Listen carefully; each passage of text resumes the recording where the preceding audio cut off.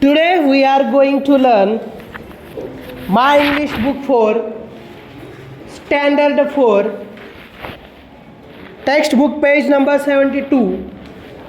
Topic is At the Bottom of the Ocean, सागराच्या तळाशी. Listen carefully and read with me. लक्ष देऊन ऐका आणि माझ्याबरोबर वाचा. What is there under the sea? समुद्राच्या खाली काय आहे? The sea is very deep. समुद्र खूप खोल असतो. There are many plants and animals in the sea. समुद्रात अनेक वनस्पती व प्राणी असतात. Some of them are very small. त्यांच्यापैकी काही फारच लहान असतात. We cannot see them with our eyes. आपण त्यांना आपल्या डोळ्यांनी पाहू शकत नाही.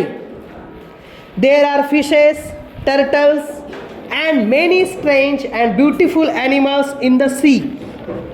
समुद्रात मासे, कासवे आणि अनेक अद्भुत आणि सुंदर प्राणी असतात. The largest of all animals is the blue whale. It lives in the sea. सर्व प्राण्यात सर्वात मोठा प्राणी निळा व्हेल मासा असतो. तो समुद्रात राहतो. There are many different types of plants in the sea. समुद्रात अनेक वेगवेगळ्या प्रकारचे वनस्पती असतात. In some places there are so many that it is like an underwater forest. काही ठिकाणी त्या एवढ्या प्रमाणात असतात की ते पाण्याखालील जंगलासारखे वाटतात. A very big sea is called an ocean. फार मोठ्या समुद्राला महासागर म्हणतात. If we go deep down in the ocean, there is no sunlight. It is dark and quiet. महासागरात आपण खूप खोल गेलो तर तिथे सूर्यप्रकाश आढळत नाही. तेथे सर्व अंधार व शांतता असते. The bottom of the ocean is known as ocean floor. महासागराचा तळ ओशन फ्लोअर म्हणून ओळखला जातो. त्याला महासागराची जमीन सुद्धा म्हटली जाते. The ocean floor is not flat. महासागराचा तळ सपाट नसतो. Just as we see mountains and valleys and plains on land, there are mountains and plains and also deep trenches in the ocean floor.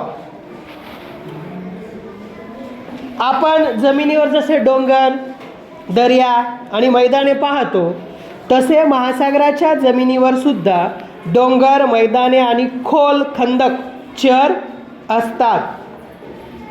When the top of such a mountain rises out of ocean water, it forms an island. You can see these things in the picture below.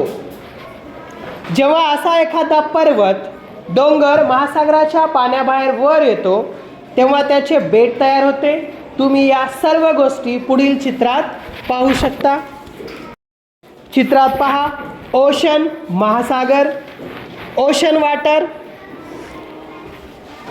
महासागराचे पाणी, land जमीन, planes मैदाने, island bait, trench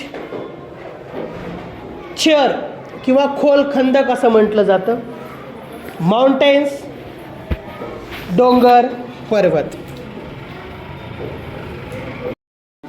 Draw a picture of the sky and write the names of the things you show in the picture.